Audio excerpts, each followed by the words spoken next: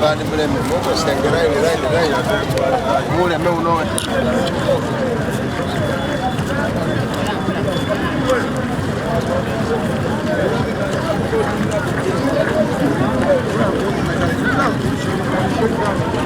We are going to do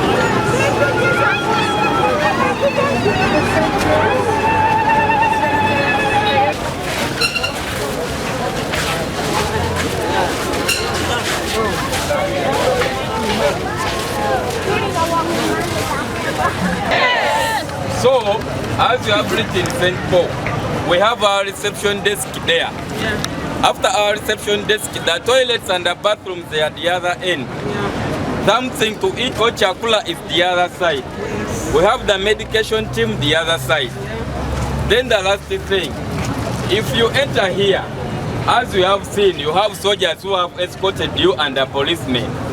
Those are the very people to take you out of this place. You have to first communicate to us. We shall not allow anyone to go out of this place when you're not escorted. So I think we will keep that cooperative with you and we be calm. Thanks. We pray to God to protect us all. You're most welcome to St. Paul. We wash our hands, then we stand tight.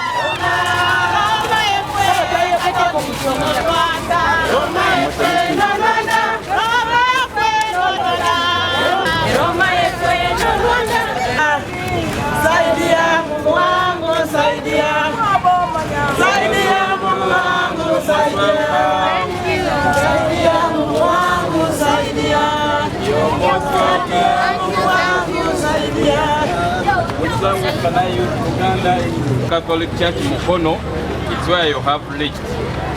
So at St. Paul, what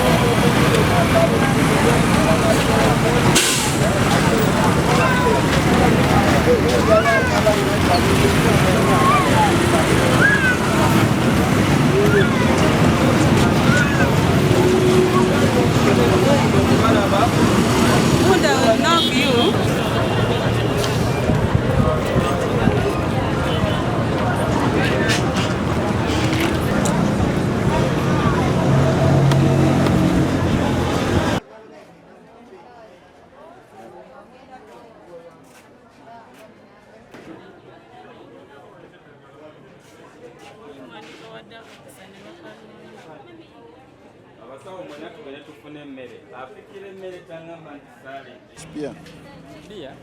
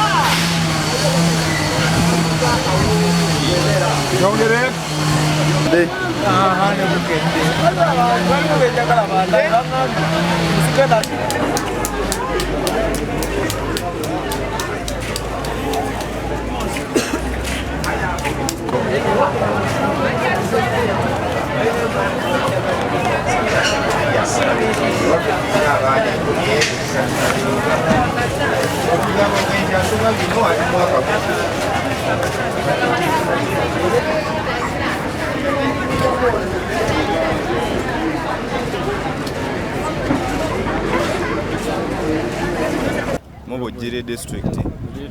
Jinja diocese. Okutuuka wano ku St. Paul kikutwalidde ennaku mmeka? Kintwalidde ennaku nnya.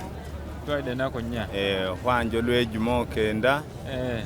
Mpaka olwaleero no. Olugendo lukuyisiza lutya? Endaalo 5. Wonna 5. Namugongo osuubira kutuukayo munaku nga mmeka? Nsuubira okutuukayo enkya mu Chuli. Enkya? Ku makya? Ekyeggulo. Enkya olweggulo? Olugendo lubadde lutya mu kkubo? Olugendo terubadde lwangu naye Omukama atuyambye. Amamotoka bityo accident naye nga tutuuse. Mulimu n'abafunye accident? Abanaffe ab'Ebuswale bafunyemu ka accident. Batomeddewo abaana abo? Waliwo eyafudde? Waliwo eyafudde. Nga kibi? Ja mwana atiyo sinaiko. Toyina mwana? Mwana mulwadde. Mwana mulwadde? Mwana aganye. Endagiko? Mwana wo oba muzzukulu? Ayingerere ekilo kiti. Ayingerere. Mama? Mwana wo oba muzzukulu? Mwana we. Mwana we? Unborn. Yo, ze kato.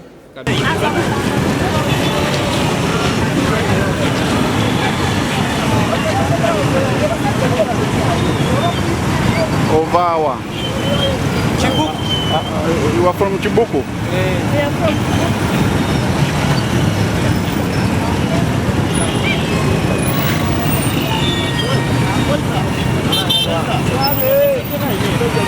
Slept well. We had a mass in the morning, in the evening. Then we proceeded with our journey to Buni. After even Buni, they welcomed us well. We slept there. In the morning, the father gave us a mass.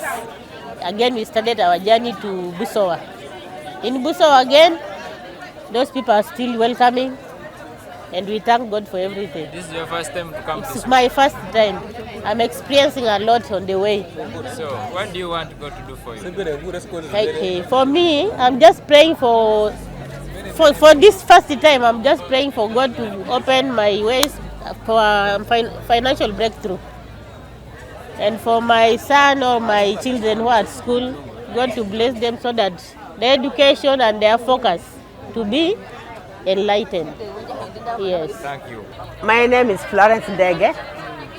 I'm from Busia Parish in Kenya, Bungoma Diocese. Yeah. We started our journey from Luanya, then we came up to Busia, St. Jude. They have welcomed us well.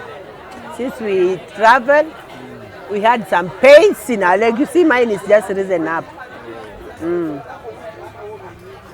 But I'm happy. This is your first time to come this way? This is my first time to come to Namugongo. Yeah. My first time walking, and I'm very happy. Yeah. What do you want God to do for you? What I want to go to do for me? Yeah. Mine, I've just come to thank God Hey. for healing my baby. To me, I see it's a miracle. 2024, I've never been admitted with my baby. He has never been added, given some blood. Yeah. So I'm happy.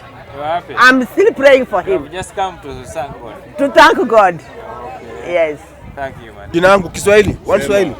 Okay, majina yangu mnaitwa Thomas Wanzala kutoka Busia, Kenya, Bungoma Diocese. Tumekuja Uganda, tunaenda Namugongo. Hizi naitanga hiji. Nakumbeka. Nasikia? Tuna hiji kutoka Kenya kwenda Uganda na Namugongo kushuhudia yote yaliyotendeka au wenzetu ambao waliuawa kwa ajili ya dini. Tungependa kujua ni kwa nini waliuawa. Pia tukue na hiyo imani, tuone kama tunaweza eneza hilo neno la Mwenyezi Mungu kwa wengine. Kuhusu hiyo imani tulikuwa nayo ya Katoliki wakali, wengine tulikuwa hatujui, tunaenda kujifunza tupate kujua ni nini hasa imani yetu ni nini, tufanya tuende huko Namugongo kuelewa wale ambao walipigwa, wakauawa, wakateswa. Sisi pia tumeteseka kutembea kwa ajili ya wenzetu. Nasikia ile imani walikuwa nayo, pia tunajaribu kuwa na hiyo imani. Unaweza kuniuliza swali? How many days have you so far spent there? Aya, tumetoka nyumbani kuanzia siku ya Ijumaa. Tumetoka nyumbani Ijumaa. From Friday. Nasikia? Tumetoka nyumbani Ijumaa. Tumefika hapa ni Mkono. Tumefika hapo Mkono siku ya Ijumaa tena. When are you expecting to reach? Tuwe Namugongo. Saturday. Jumamosi nataka tunafika Namugongo, tunakaa Namugongo siku ya Jumamosi, Jumapili, Jumatatu, siku ya Jumanne misa takatifu. How was the way? Kwa tamu sana, tumetembea tukiomba Mwenyezi Mungu, tukilala, tunaomba, tunalala, tunatembea, tunazungumza, we praise and sing and pray the whole way. You was in the group? Yeah, we have got a group of around 128 people. Hey. All of us, women and men together. Hivyo tumetembea, tumebarikiwa. Waganda wametuwelcome vizuri, tumelala, tunaamka na tupatia chakula, tunakula, tunaanza mwendo. Security wametupatia mzuri sana. Uganda security perfect. So kumekuwa na first aid wazuri sana, massage mwili, anything. Hatuna shida yote njiani. Wametumikia vizuri sana. Tunasema asante kwa Waganda. Kwa hiyo kazi nzuri wamefanya. Uvude Kenya? Mvude Kenya. Ozena chi, ozena vigere. Nzize na vigere. Okuva Kenya? Okuva Kenya. Twasimbula di. Twasimbula Lwakutaano. Lwakutaano. Netusula Luanya Parish. Eri Kenya. Netuvaayo netutuuka e Busia Uganda. St. Jude. Kulwomukaaga netuvaayo kulwomukaaga netutambula wano Mukono tutuuseewo Lwakutaano. Ogambe ovudde Kenya district ki? Busia district. Kenya waliyo Busia district? Yes, borders. Yeah, it borders Busia, Kenya. Busia county borders Busia district of Uganda. Ekintu te Namugongo kyenjagala Mukama anyambe. Mukama nze nesiga Mukama. Wenesiga Mukama vali abafi. My name is Charles Barasa. From? I come from Busia County of Kenya. Kenya. Which is bordering Siaya. So it is a distant. How many days have you spent away? On the way, we have spent 7. This is our 7th day, and I think it will be 8 days for us to reach. The journey was very, very, very tough, but because we believe in God, God has enabled us to reach here. We believe He has sent us the Holy Spirit, which has strengthened our ways. This is your first time to come to Namugongo? This is my 3rd time. Your 3rd time? The first time I came on a bus, but the 2nd time I came on foot, and I really enjoyed it. Because after coming on foot for the first time, I realized a lot of successes, and that is what has encouraged me to come for the 2nd time on foot. So right now, you want to go to do, what do you want? Many intentions, but one of them is promotion. I'm a civil servant. I work in Kenya, and I expect to be promoted. And I know, because it is one of my intention, I know it will come to success. From Kenya. Kenya, which district? Busia County, Busia district, bordering Kenya or Uganda. Yes. So how was the way? The way is so good, but we had so many challenges. Because we have the young children and the oldest one. Yes. This is your first time to come? No. This is my 21st year. I've been here from 2004 up to date. How many days have you spent away? 7. This is the 8th. Tomorrow we are going to complete it. So what do you want God to do for you? God has done for me many things, but I'm still praying. This time I want to go to, I'm asked God to give my family to live a better way. Yes. Okay, thank you. Mvudde Jinja, mukyaki y'Emafubira. Nzize ntambudde okuva mu kyaki y'Emafubira. Nzize nsaba Mukama ampe bizinesi. Kyekisookera ddala ekindeese. Nzize n'okusabira abaana bange abali mu mbeera embi. Mukama alabike nti abajja mu ddaala lye balimu, abazze mu ddaala eddala. Nsabira omwana wange. Nina omwana omusibe gwe baasiba. Musabira Mukama amuwe asindike mwoyo mutuukirivu mu bulamu bwe. Agende okuvaayo ng'akyuse. Nensabirako omwana wange Kristine mu mbeera gy'alimu etali nnungi ey'obwavu. Nensabirako omwana wange Malenzi Joseph ali mu mbeera etali nnungi, naye Mukama amukwateko asobole okumaliriza piki gye yajjayo eyeeroni, alabike nti agisasula. Nsabirako omwana wange Suzani alina omwana yamala siniya 6 naye tannafuna mulimu, naye Mukama amugabirira asobole okufuna omulimu. Nsabirako n'omwana wange Koowa Emmanuel, naye Mukama amutemera amakubo byalima byonna bisobole otereera, alabike nti atuuka ku buwanguzi.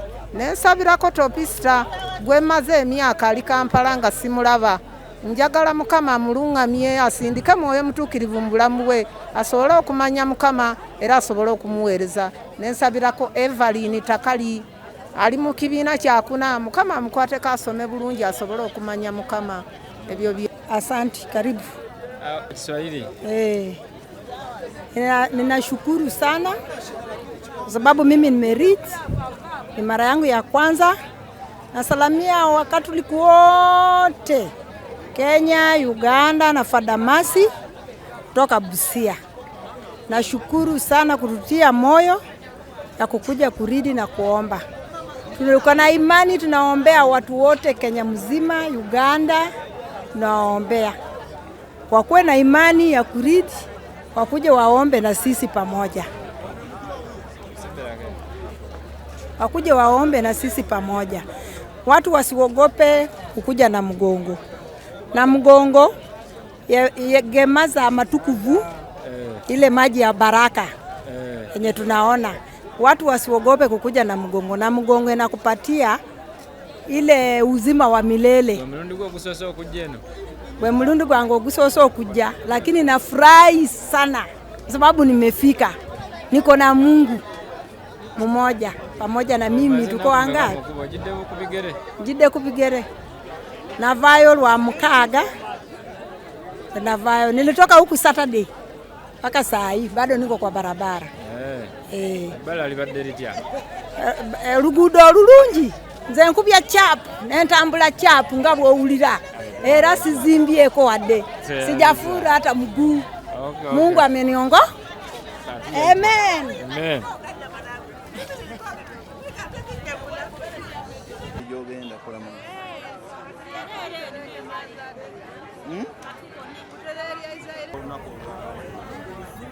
Ntaka Mukama ngabirire nansu n'omusamali yange mere ku baana bange basome. Baturere n'ababulo bufumbo basuna bufumbo obukakafu nga batyo Katonda. Ngaze no bwe yantereerye. Kimye kuongeza ku business yange na kusaba bulamu. Omwana nga abeere bulungi. N'omwana omu n'abazadde baabwe. Obuddewa? Alisa. Yagala Katonda akukolere ki? Ayongezeko business. Egazuwire ddala. Begumisa Simon Peter nga wano wetuli ye St. Paul Catholic Church Mukono nga St. Paul Catholic Church Mukono esangibwa mu Lugazi Diocese.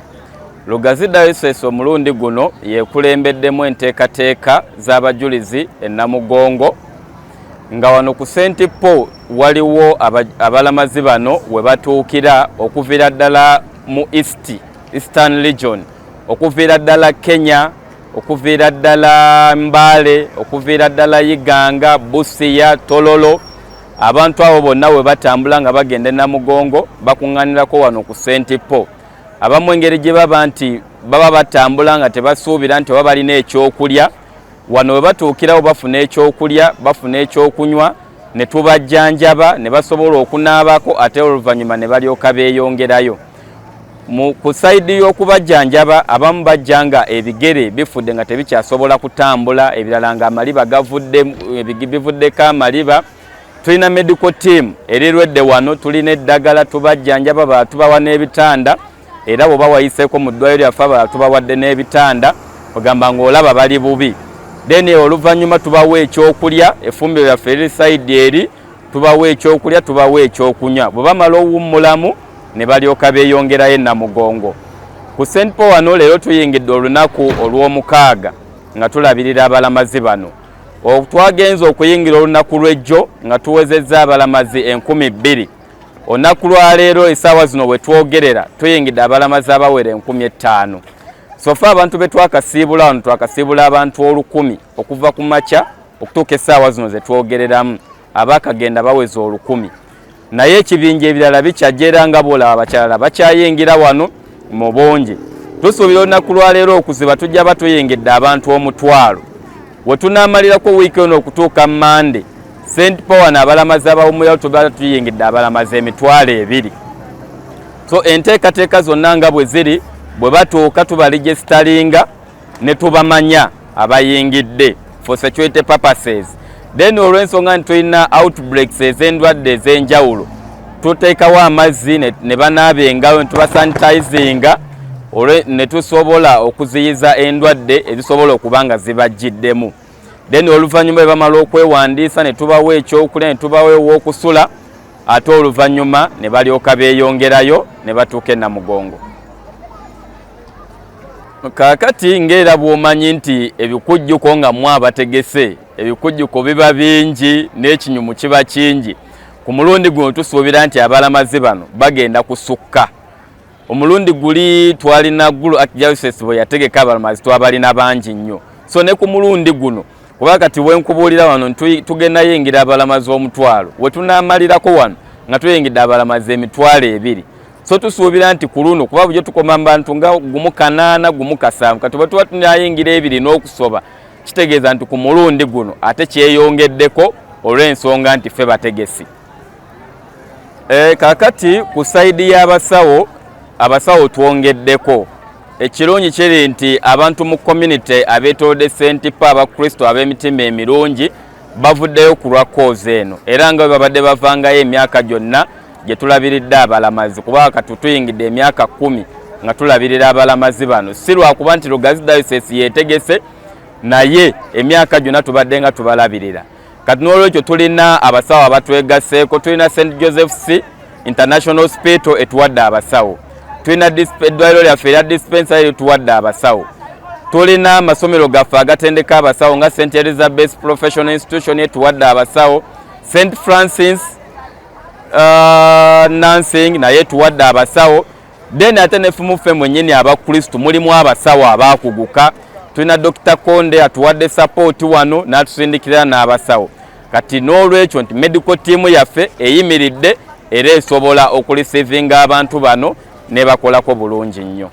Abakulembedde mu kintu ky'okujjanjaba abalamazi ku St Paul Church mukono wano e Wantoni sente e Wantoni eye mukono abalamazi we batuukira yadde tulina ne station endala ku St Augustine Church eseeta so abalamazi baffe batandika okujja ennaku nga 3 emabega nnya tubaddewo wano nga tubajjanjaba so ku kintu kya turnover abalamazi engero gye bajja bazze nga beeyongera day by day beeyongera twatandika nga tulaba 26 next day ne bafuuka 10 ne tudda ku 2 kati bangi nnyo so ffe ng'abasawo tuli ready ne surprise amadagala ne teams eziriwo waliwo n'amasomero agatuwadde abaana abatuyambako mu kujjanjaba naye okujjanjaba okusinga kubaawo emisana ekiro tubeera ne tiimu entono so abalamazi bano byonna ebisinga bye bajja nabyo tubeera ready okubikolako ogyeko emergency cases so abamu bajja amagulu gabaluma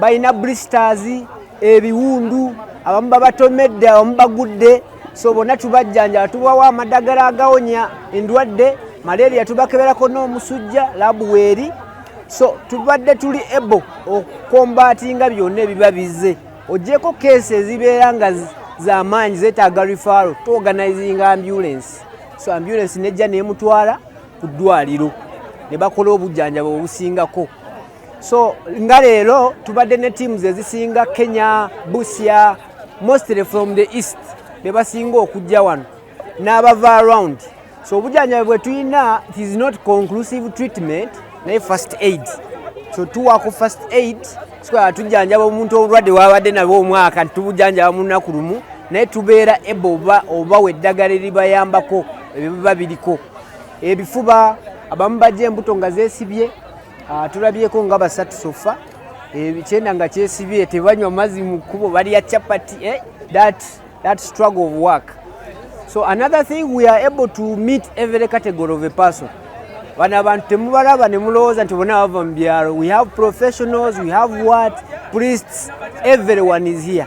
So buli omu tumutreatinga nga abalala ng'engero gye baba bazze. Simanyi oba mulina ekirala kye mwagala okumanya.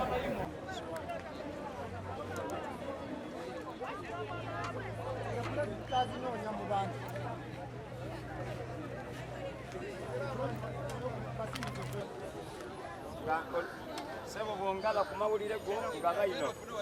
Owulire sebo.